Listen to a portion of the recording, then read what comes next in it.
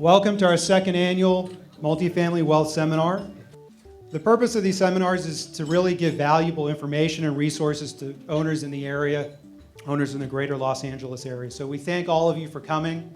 We've got a wonderful group of panelists, all specializing in different areas in real estate, as well as the services that really all of us use as property owners.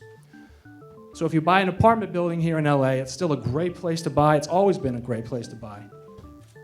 You'll be able to know that the rents in LA are going to be higher than most everywhere else in the country.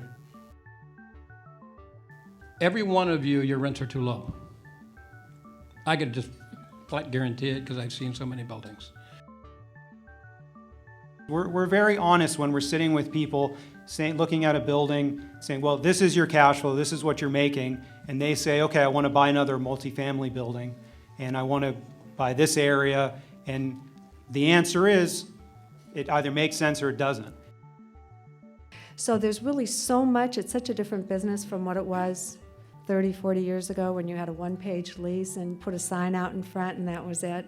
I think the pros are really to free you up, to have a company you can trust and that is experienced. And there's a lot of things that unfortunately you're just set up for litigation if you don't follow. So you've got to be really astute. What's the best thing to do if you have a fire in the building?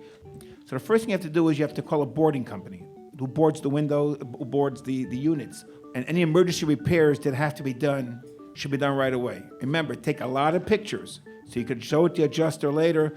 The next thing you do right away, you call up your agent and you request them to call the adjuster right away. First and foremost, what all of you should actually be doing is before you're renting out your unit to the tenants, make sure you do a thorough move-in inspection. How many of you don't do that? People do a 1031 exchange and are very quick to sell their building and find that they can't find a replacement building and often settle for a building that is really unacceptable. And an appraisal is a look backwards. So it is really, really, really hard for a broker to give you an exact amount on what your building is worth tomorrow.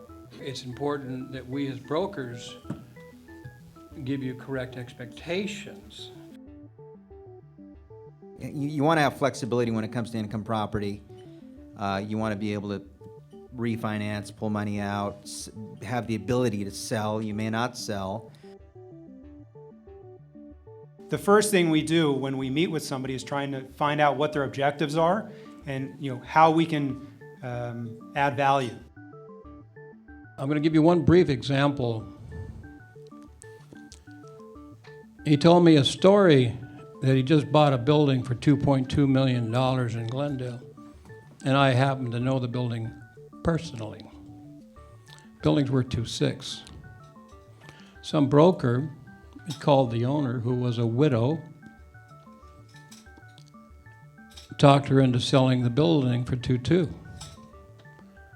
Didn't list it, just brought her an offer from this guy, sold the building for $2.2. I told this guy at lunch, in a million years, I wouldn't have done that.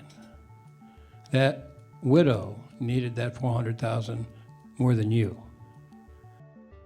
So first and foremost, you all know you've got to serve your tenant with a notice. Whether it's a 3-day notice, a 30-day notice, a 60-day notice, you've got to make sure you've got proper notice. I can't tell you how many class action suits are even going on right now. And people I know, because as simple as timesheets, if you're not getting a timesheet, that will cost you because your most loyal employee can turn on you later and say, I was on call 24/7 and you can't dispute it. I came out of retirement 5 years ago to work with Warren Berzack because of his value system and his ethics. Ethics means something, people mean something. And I've made it very clear to them that we're not in this business to make money, we're in this business to be of service.